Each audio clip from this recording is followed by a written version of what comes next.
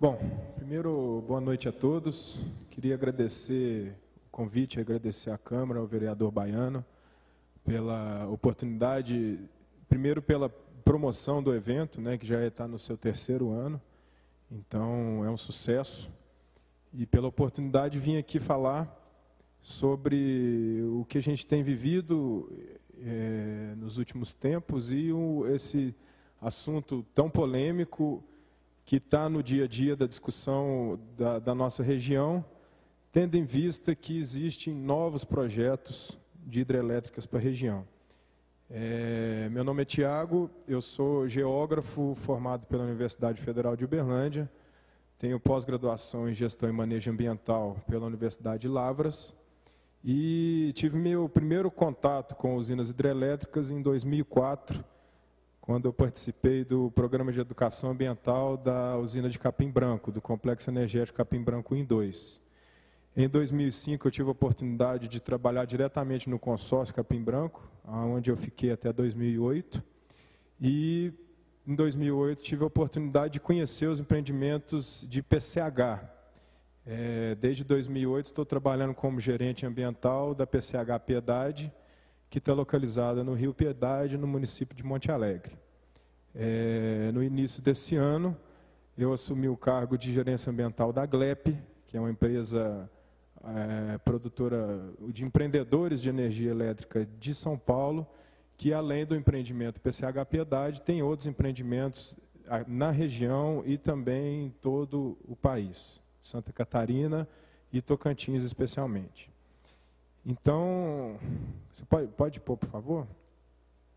Eu fiz uma apresentação e assim, eu vou falar de 2 temas. No final, eu vou falar do estudo de caso da PCH Piedade. Se fosse possível desligar aquela luz ali de novo, que eu tenho muita foto e isso fica melhor. Obrigado. Então, primeiro eu vou falar da questão da matriz energética nacional, que está diretamente ligada à geração de energia.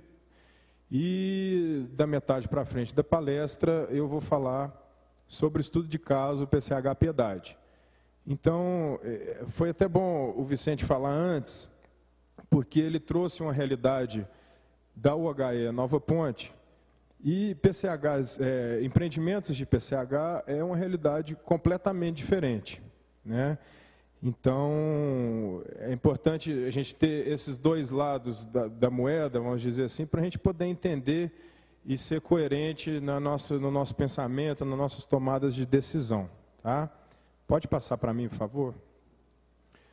Então, eu vou falar o comecinho sobre matriz energética, né? Então, a gente sabe que hoje o crescimento econômico do país gira em torno aí de 4 a 6% por ano, e quando o país cresce, ele necessita de energia.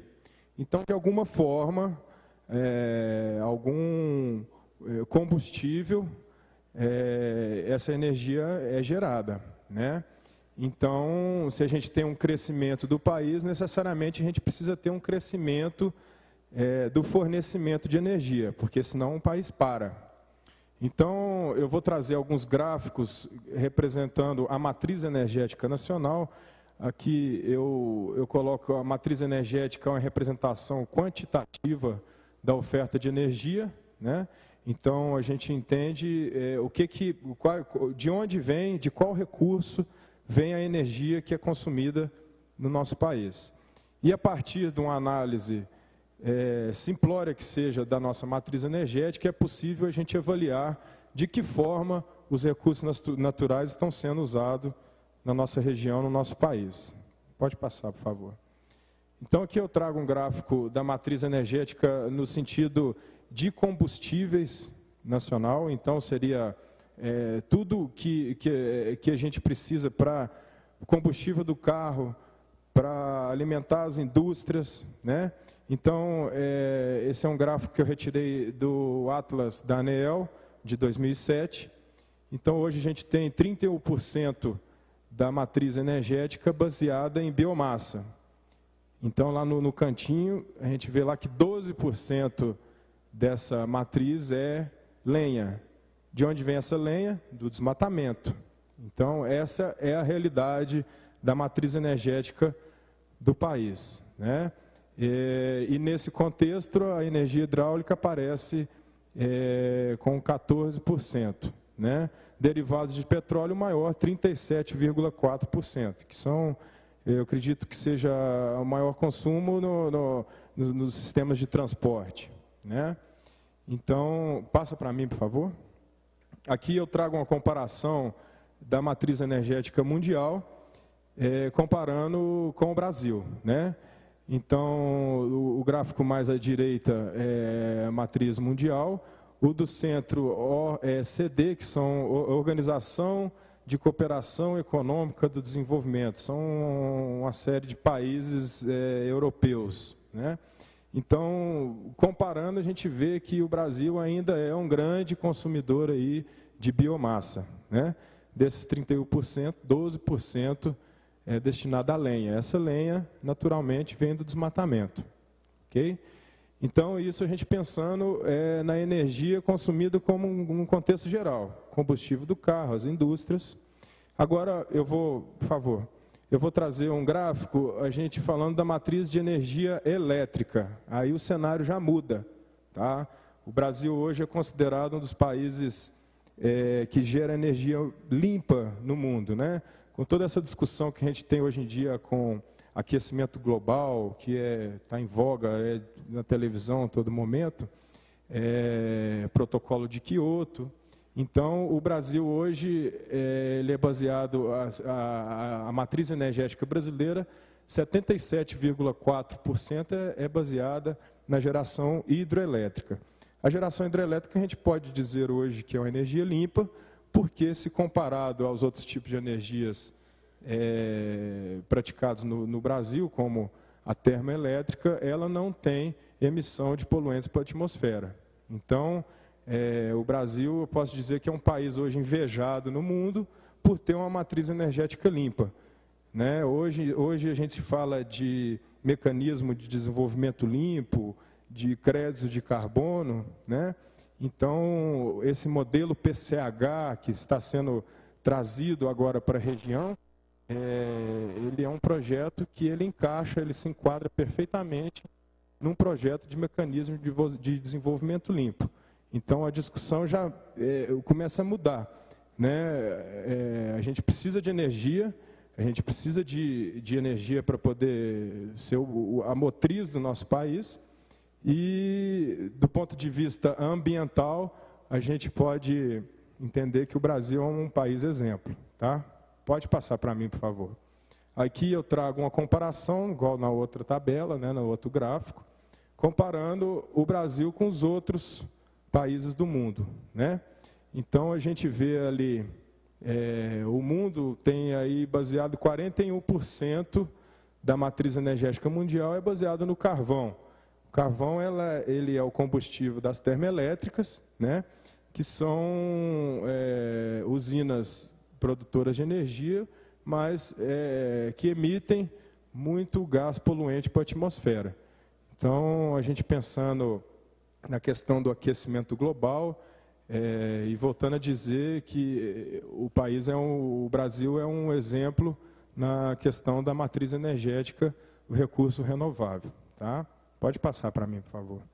Então, agora eu vou apresentar a tabela de como é distribuída, né, como são as usinas geradoras de energia no Brasil, e vou começar a dar um pitaco, falar da questão das PCHs. Né?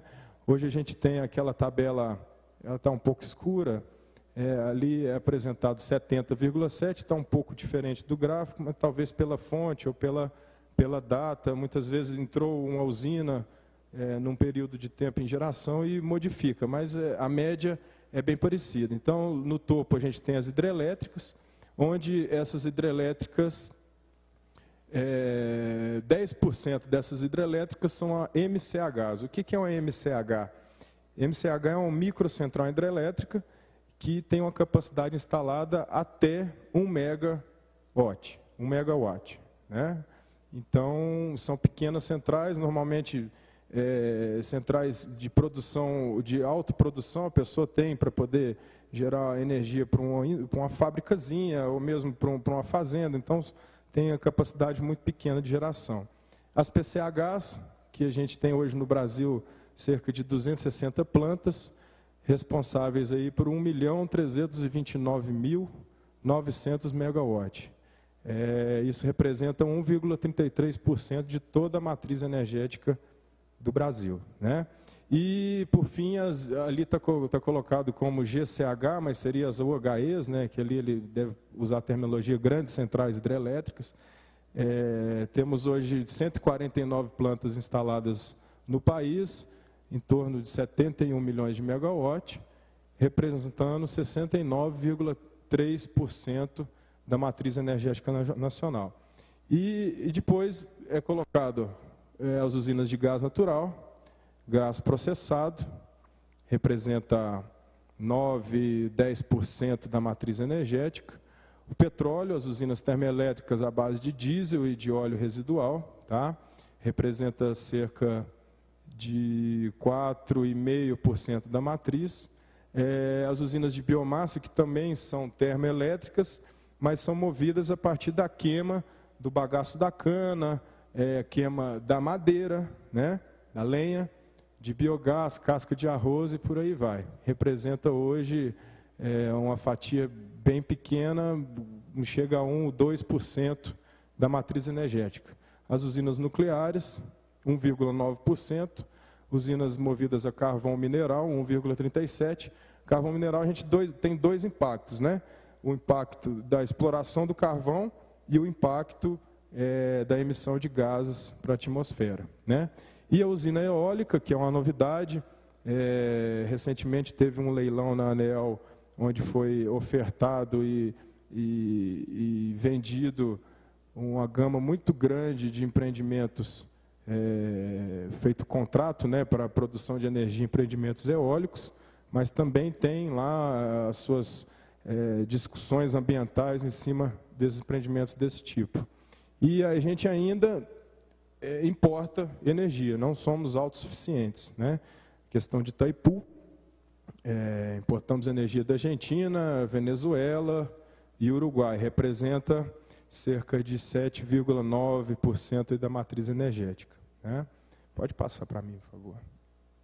Então, agora, eu começando a falar sobre PCHs, que é o meu verdadeiro motivo de estar aqui. Então, a situação geral hoje das PCHs no Brasil, tá? Então, em operação, a gente tem cerca de 1.329 megas, né?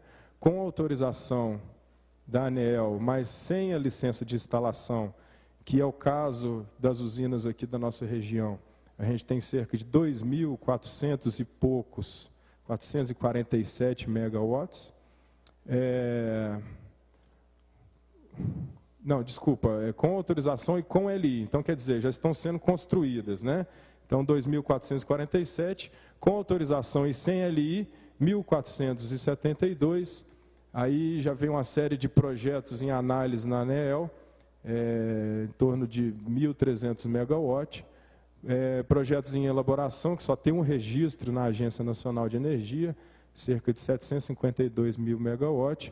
E aqueles projetos que foram inventariados, porém, não teve nenhum registro de projeto básico na ANEEL, e a gente só conhece o potencial hidráulico, no caso do Rio, das regiões, mas ainda não tem projeto protocolado no órgão licenciador, cerca de 4.486 megawatts, totalizando 11.789 megawatts, né?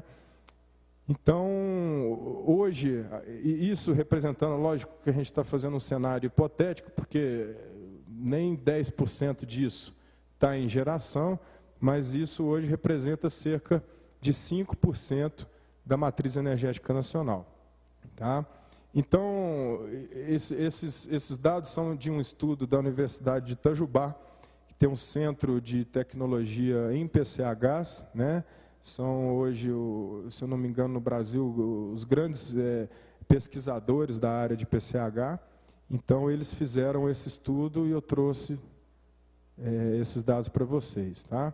Então, nesse estudo, ele apresenta uma estimativa de potencial teórico para o aproveitamento das PCHs. Então, o que seria isso? Seria aquilo que a gente já tem inventariado, aquilo que a gente já conhece, e aquilo que, de fato, a gente pode aproveitar ainda nos nossos recursos hídricos. Né?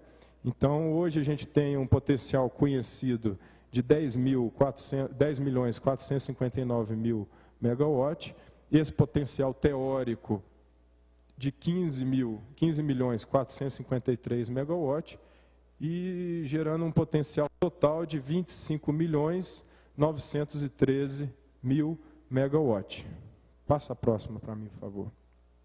Então, esse potencial teórico estimado para as PCHs, ainda não inventariado no Brasil, é em torno de 15.453, que somado ao potencial conhecido, ainda a ser explorado, 10.460 megawatts, resulta em um potencial total de 25.900 megawatts, algo em torno de 10% do potencial hídrico estimado nacional, que é em torno de 260.000 megawatts.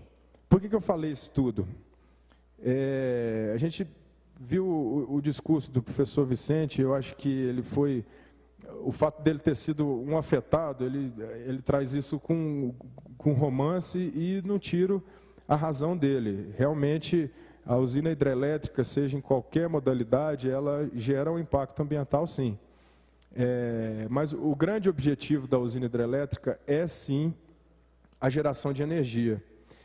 Mas eu discordo em algumas coisas que foram ditas, e principalmente quando fala que o objetivo, quando você tem os programas ambientais, os programas socioambientais desenvolvidos pelos empreendedores, quando é dito que esse objetivo é para forçar um aceite psicológico da população afetada, eu discordo, porque o licenciamento das hidrelétricas é feito em 3 fases, LP, LI e LO.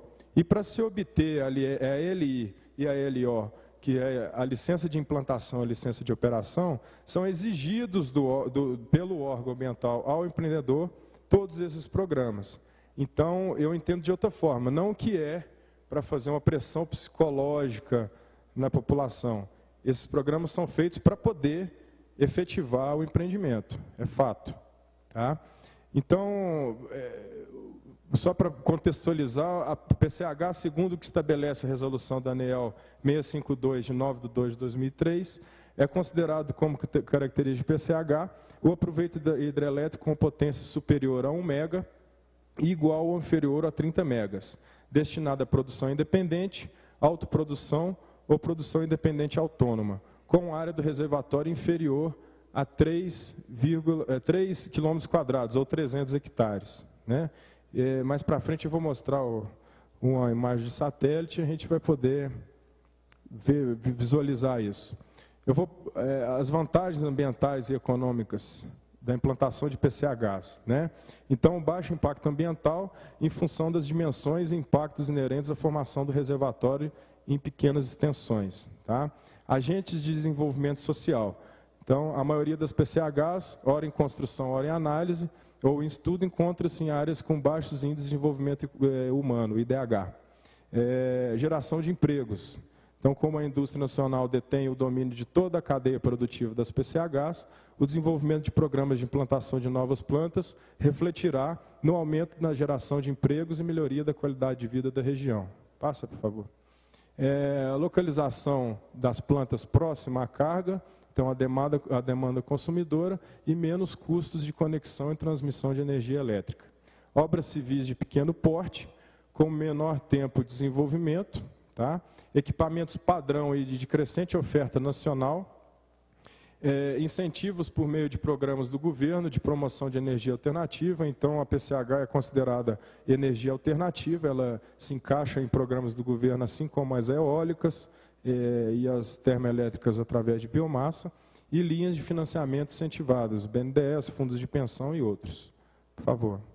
Então, aqui eu trouxe uma imagem satélite, bem interessante para a gente poder contextualizar e dimensionar isso do ponto de vista espacial e comparar o que é uma PCH e o que é uma hidrelétrica. Então, e não está funcionando. Bom, não importa. A mancha preta em cima, toda essa mancha preta grande em cima, é a usina hidrelétrica de Itumbiara, né? Essa usina tem uma área de reservatório de 81.400 hectares e uma potência instalada de 2.082 megawatts. Então, a relação de área do reservatório para a potência instalada, a gente tem uma equação, chegamos aí a um valor de 39,09 hectares por megawatt instalado, ok? Mais à direita, a usina de Capim Branco 1, a gente tem uma área do reservatório, Capim Branco 2, desculpa, a gente tem uma área do reservatório de 4.511 hectares, com potência instalada de 240 megawatts. Então, a relação área por potência instalada de 18,79 hectares por megawatt. E aqui embaixo eu tenho, essa é uma imagem recente, de 2/5 de 2010, eu tenho uma pequena manchinha preta aqui, que se a gente comparar com o reservatório de Itumbiara, é insignificante, né? Então, eu tenho a PCH Piedade com área de reservatório de 150 hectares, uma potência instalada de 21,7. A relação área-potência instalada, 6,91 hectares por megawatt. Então, a própria imagem já demonstra para a gente que o impacto ambiental das PCHs são infinitamente menores do que o das OHEs, né? E a gente tem uma otimização do espaço para a produção da energia. E lá no canto a PCH Malagônia, aqui do município de Uberlândia, com área de reservatório 175 hectares, uma potência instalada 19 megawatts, relação de 9 hectares, 9,21 hectares por megawatt. Também uma planta otimizada se comparado à forma que é colocada as UHEs, certo? Pode passar, por favor. Então, o estudo de caso Piedade, a PCH Piedade está localizada no município de Monte Alegre, afluente da margem esquerda do rio Paranaíba. Tá? Durante os 26 meses de obra, foram criados cerca de 680 empregos diretos e aproximadamente 400 indiretos. Bom, meu tempo acabou, tem algumas fotinhas aí para frente, queria ter 2 minutinhos para concluir. Eu queria, assim, eu acho que eu preparei um negócio maior do que eu podia, mas a mensagem que eu queria deixar é o seguinte: a gente precisa de energia, né?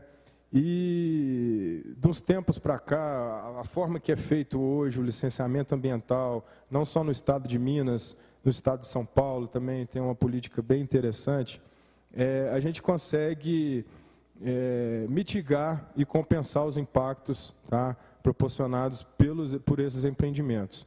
E não adianta a gente pensar que vamos viver sem energia. A gente precisa de energia para viver. Então, cabe a nós refletir como que a gente quer produzir essa energia no nosso país.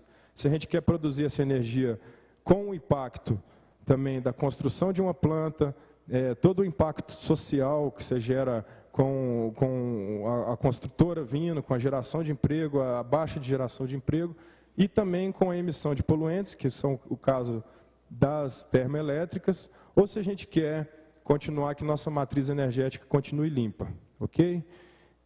Deixa eu só passar as fotinhas. Bom, isso aí são alguns dos programas ambientais desenvolvidos na PCH Piedade. Queria ressaltar também que, como eu tive a experiência de trabalhar em uma UHE e agora numa PCH, é bem claro que todos os programas ambientais exigidos numa UHE também são exigidos numa PCH. Lógico, respeitando a escala, mas, de toda forma, o órgão ambiental cerca, vamos dizer assim, para poder garantir que sejam compensados e mitigados todos os impactos criados na região. Então, em algumas fotos dos programas que a gente desenvolveu ao longo desses 2 anos, pode passar, por favor. À esquerda, uma foto do reservatório. Então, o reservatório cabe numa foto só, né? É pequeno. À direita, uma foto de todo o empreendimento, o reservatório, o canal de adução e casa de força, por favor. Aqui, à esquerda, a casa de força, com uma potência de 21,7 megawatts. À direita, o canal de adução. Tá? E aqui, para finalizar, eu trouxe 2 reportagens, uma da revista Exame, de 21/4 de 2010, quando estava aqui toda aquela discussão sobre Belo Monte. Então, rapidinho, o Brasil deve ganhar 10 mil megawatts de capacidade de geração de energia elétrica, com a entrada em operação de novas usinas movidas a gás, óleo diesel, óleo natural e carvão, entre 2009 e 2013. Então, a gente viu toda aquela discussão por conta de Belo Monte, mas a gente não viu discussão nenhuma por conta dessas plantas de termoelétrica. E, para finalizar, volta rapidinho. O estado de São Paulo, o consumo de energia cresce 9,3% em março. Foi o mês passado, em comparação ao ano de 2009. Tá? Agradeço. Muito obrigado.